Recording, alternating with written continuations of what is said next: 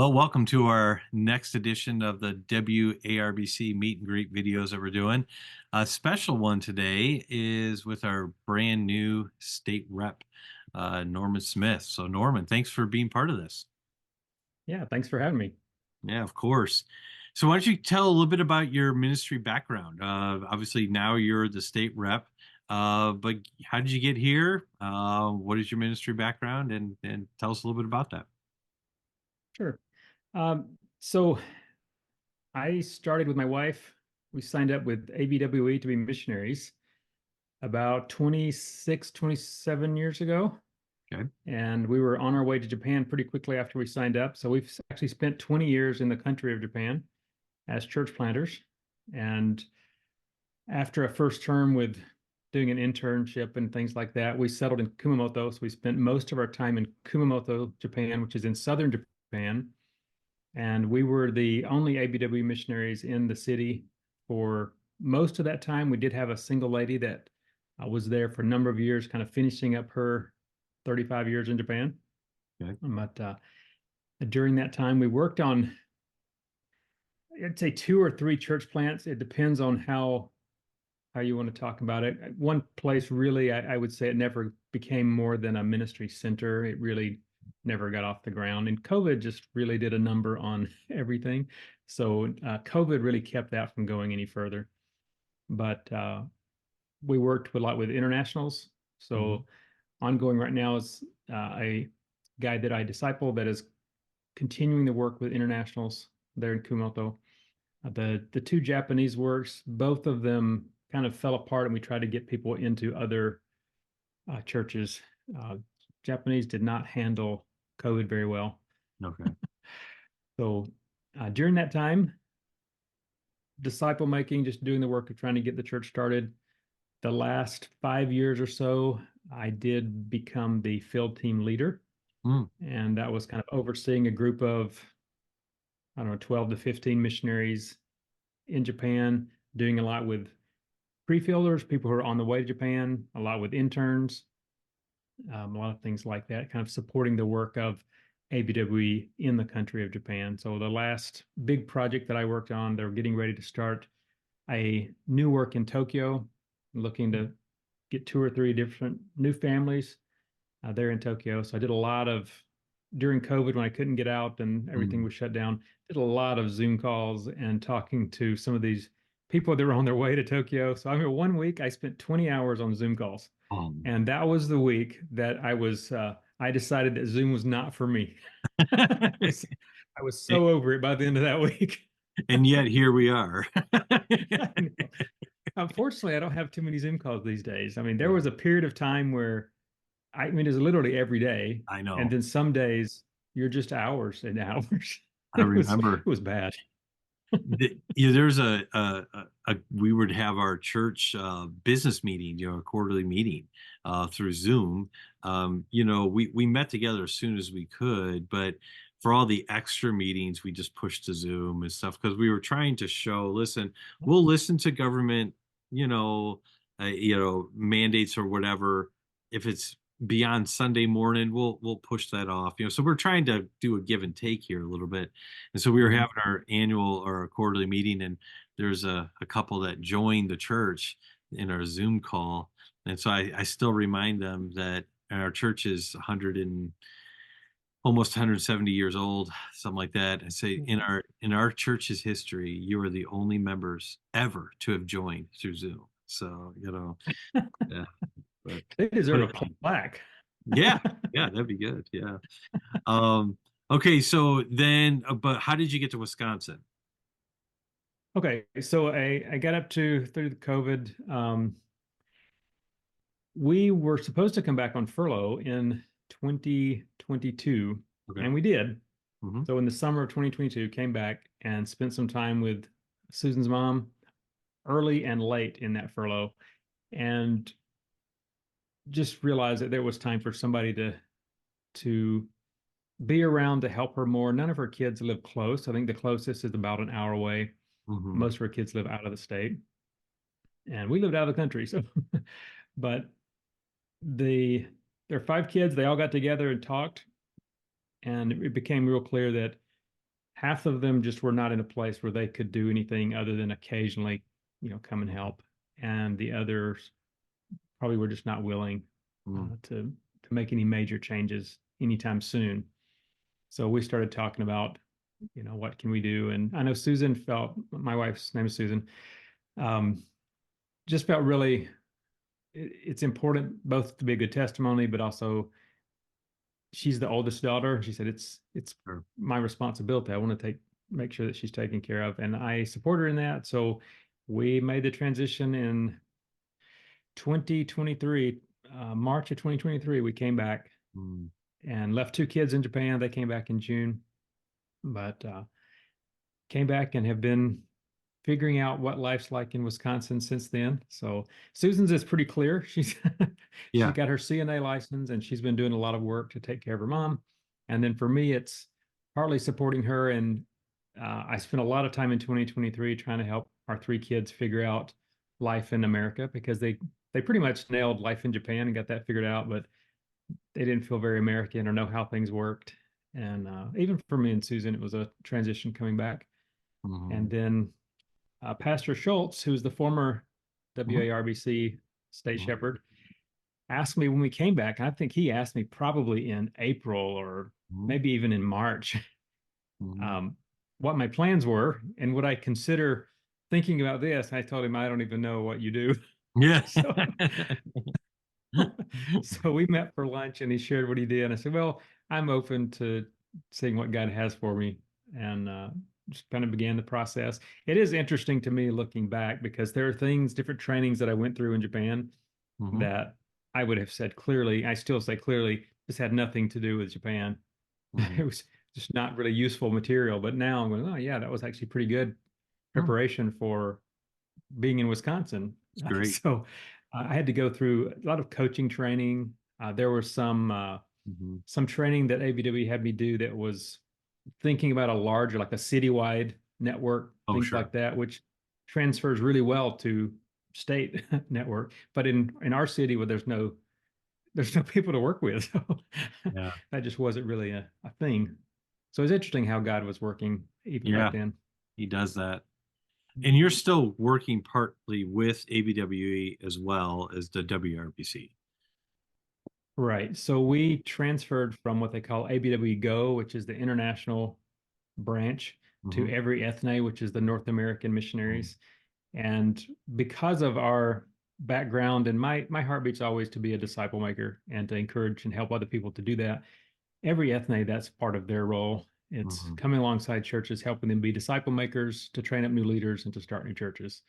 And Gotcha. when they described that to me, I said, well, yeah, that's what I'm going to be doing no matter what, whether I'm paid for it or whether I'm working at Lowe's and doing that on the Sure. side. So yeah, I'm happy to do that. And part of the thinking was it leaves the door open if God should happen to allow us to go back to Japan. As Gotcha. time goes on, that's less and less likely. But uh, always in our mind is, well, if God opened the door and we could Yeah. get in one more chance Hmm. to help with church plant, then we would love to go and work with some new missionaries. That would be a really cool Yeah. thing. But we're taking it day by day and see what God has for us. And today we're here, and it's a lot colder than where we were, but we're adjusting. And it's actually been pretty mild here. We had that cold snap, but yeah, it's, Yeah, it's not been bad. So you mentioned your wife, Susan. Tell us how long you've been married, how many children you have. Tell us a little bit about your family. sure. So I met Susan in about 2006, I believe. I moved from Alabama to Iowa and met Okay. her my first summer in Wisconsin. She was a um, secretary at Faith Baptist Bible College. She had graduated and Oh. stayed around. She had taken a mission trip, and God didn't really clearly define a direction. So she was working for the dean of students there. Hmm. And I met her at church. And very quickly, God moved us toward missions. But I think we'd been married 2 or 3 years when we had, well, we were married 2 years and we actually lost our first child. Oh. And then um, we moved to Minnesota and Chloe was born. So Chloe is 22. She's a singer-songwriter. Mm-hmm. Um, she does a really good job. It's really interesting how creative people process things differently, but she processes a lot of what she's learning through music and through the songwriting process. So you can Look her up. Chloe Janelle is her, what do you call that, stage name? Yeah. Um, but Chloe Janelle, it's most places that have music would have some of her music. She's getting ready for a tour this summer. She's doing really good. She's paying for college through that. She's hoping to be a tent making missionary in Japan. That's her goal right now. To use music both as a way of support, but also because there's such a small Christian community, she wants to foster um, nationals making music that supports the local church. So she's looking at using some of the skills she's developed to help get music spread out. Um, she's the oldest. The next is Cameron. He's 19. He is right now very stressed out as he's working on his EMT license. I think it's a lot harder than he thought it would be. A lot more information. He said it's kind of like drinking out of fire hose. So Uh, it's stressful for him. He plans to be at Faith in the fall, okay. with a little break to go to Papua New Guinea in the summer to do a medical missions trip, assuming he has his EMT license. Otherwise, he might not do much of the medical, but he's a little stressed about that too. So he's still wondering what God has for him. I think he's open to medical missions. He's also kind of considering something more just in the medical, whether it's EMT or paramedic, something like that. Mhm. He's always been interested in dog training. So he said that's his fallback. If God doesn't give him something else before he gets that far, then he'll eventually go to a dog training school to train like military dogs, police dogs, search and rescue, things like that. Very cool. And that leads into my youngest one because her interest has always been dog training. Hmm. She has a school picked out in Missouri. She's planning to go as soon as she is both old enough and mature enough. That mostly depends on her. I'm willing to let her go today. Her mom won't let her go until she's a little older. um, so she's going to go to Faith in the fall. They'll all Okay. be at Faith in the fall. So we have a freshman, a junior, and a senior there Nice. this fall. After a year, she's hoping that she'll be a little more comfortable with America. That's a big part of her Yeah. thing. As the youngest one, she was born in Japan, as was Cameron, most comfortable in that context. So she's struggled a little bit with what it means to be here. Yeah. So hopefully, after a year of college, she'll be ready to go to the dog training school. She's thinking more search and rescue or service dogs. Hmm. And she's always wanted to do that. So her dream has been to own 3 German Shepherds forever. Wow. German Shepherd's a cool dog. So, Yeah, so, she loves and them. what's your youngest daughter's name again? Melody. Melody. Yep. And I think you told me the other day that she was launching into some graphic design and things like that too, right? Yeah. So her hobby, all 3 of our kids are artistic. Yeah. Chloe is the music. Cameron is, he does music. He plays a cello and a dobro and a ukulele, very high level, all 3 of those. Particularly the ukulele. I mean, he's the best ukulele player I ever heard. Wow. And he draws. He has his own unique style. I sometimes should show you some of his artwork. I mean, it's mind blowing. He has amazing artwork. It's a lot of pen and ink, Okay. um, really, really crazy, detailed stuff. But then Melody also has drawn, but she's always loved photography. So during COVID, she started taking photography lessons. And as we were doing homeschooling, we said, well, to make photography really useful, you should learn to do some photo editing. So she learned to do some photo editing. So, well, the next step, well, then you really want to make it useful, learn to put it in graphic design. Yeah. And I write, my wife writes, and we've always need prayer cards and things like that. So she designed our prayer card for furlough in 2022. She Okay. does my business card. She does book covers for her mom. She does CD covers for her sister. And now she's taken a class using WordPress to then Oh, take the sure. next step, which is take your graphic design online. Yeah. Okay. So, and she's also working on illustrating a children's book. So I'm looking forward to seeing how that goes. Yeah. That's so cool. That's really cool. That's great.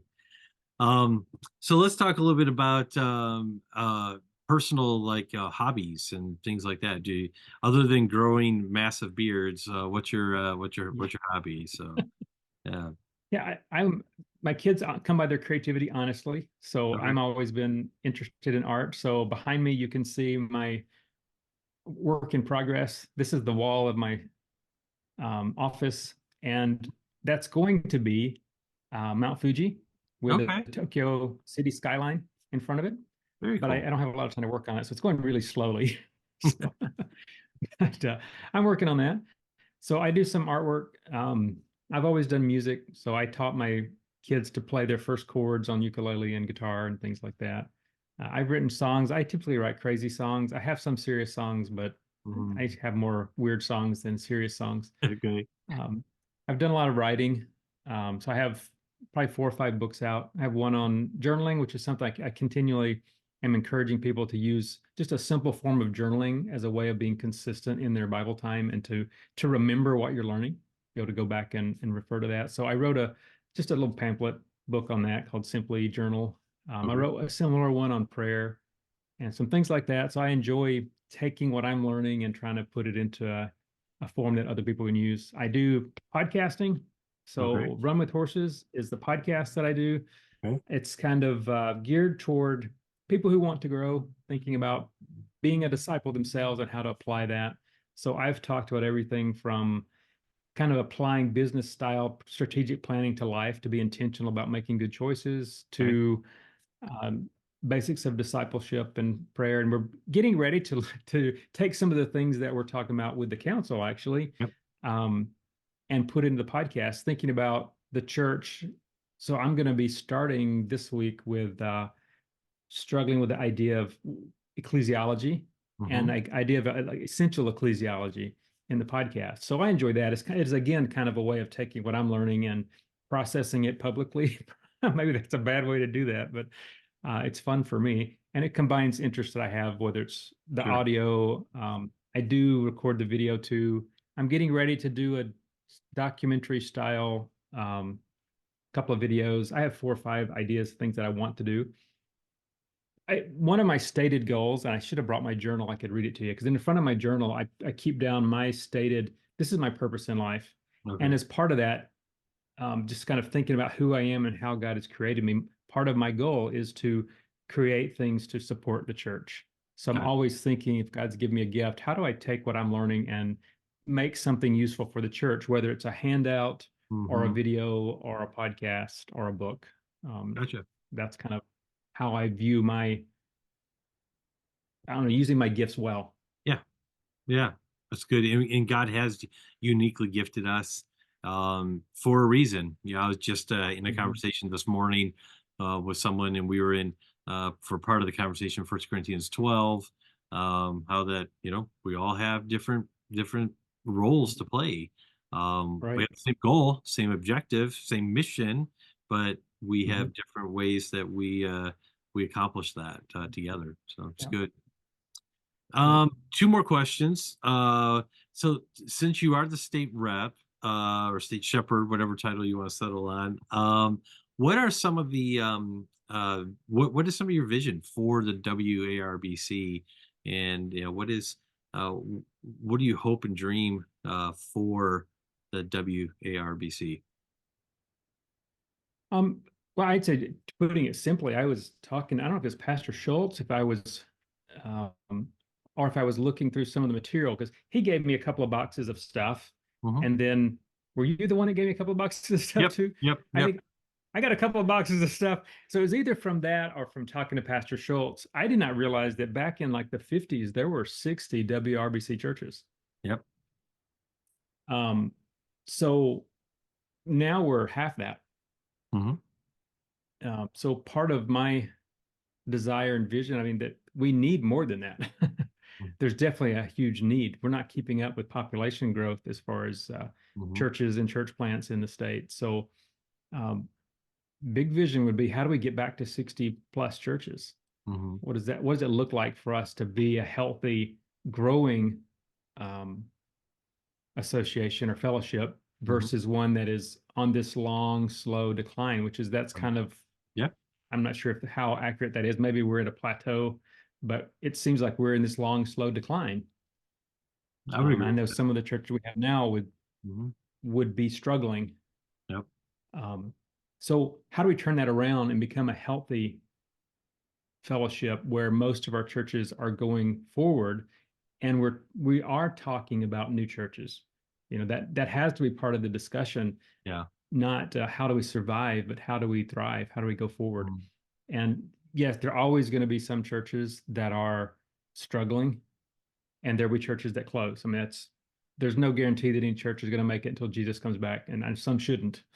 Hmm. But as a fellowship, what I want to see is what I'm praying for, and my vision is that most churches are not talking about surviving, but they're talking about next steps, next geographic locations or subcultures in their city that they want to make a difference in, and Yeah. they're dreaming and have the vision of how do we mobilize our church and Hmm. every member where they are disciple makers, and they catch that vision that you're not here just to tread water until Jesus comes back. And Hmm. sometimes we get into that mindset because life's hard. I mean, we've hit some bumps in the road. Yep. People leave the church, it gets to a bad place, and we begin to dwell on we may not make it.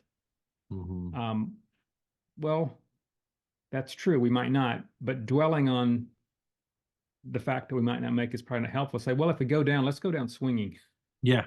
Yeah. let's, let's go down trying to make a difference. And maybe out of the death of one church will come two new ones Yeah. that are in a better position to make a difference. Yeah. I think some churches have an unhealthy culture, have, different things about them that we don't really want to carry forward. So maybe it will take the death of one of those to start one that will make a difference. Yeah. Well, that's my vision. I want to see 60 churches again. Can you imagine what 60 churches would look like in our fellowship? And that would be awesome. Yeah, what you say reminds me a little bit of a friend of mine, kind of a mentor of mine. He's a older pastor. He he always says he's kind of famous for like little sayings and stuff. But one of them that he says is, um, "Never strike out on a called ball. Never strike out on the third strike should never be a called strike. You go out Right. swinging. You Go down know, swinging. yeah. So it's like if you strike out, you strike out. I mean, things happen." Right. Um, Yep. but it's worse if you just watch the ball go whizzing by you. So Right. yeah, Yep. so that reminded me of that. Yep. Yeah, it's great. Well, and some of that is, um, there's a fear in things like when we start talking about starting churches, there's a lot of fear, Oh yeah. um, because everyone has examples of, well, it didn't work Hmm. in this example or that example. It's Hmm. like, well, you know what, it did work an awful lot, and we're all here because it did work. Exactly. Uh, Exactly. and the it's just not something I think a lot of fear should be attached to.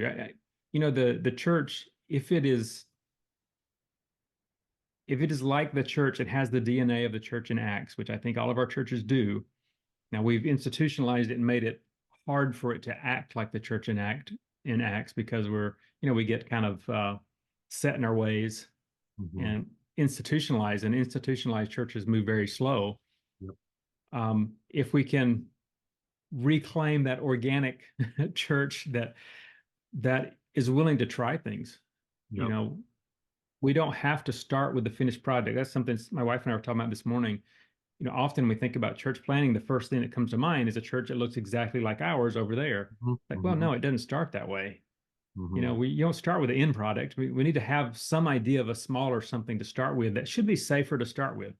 Yeah. Whether it's a Bible study in a home and say, hey, we're not calling this a church today, but we're dreaming and planning and praying that this becomes one. Well, Yeah. let's start a lot of those because Yeah. some of them will make it. Yep. Yeah. Absolutely. Yeah.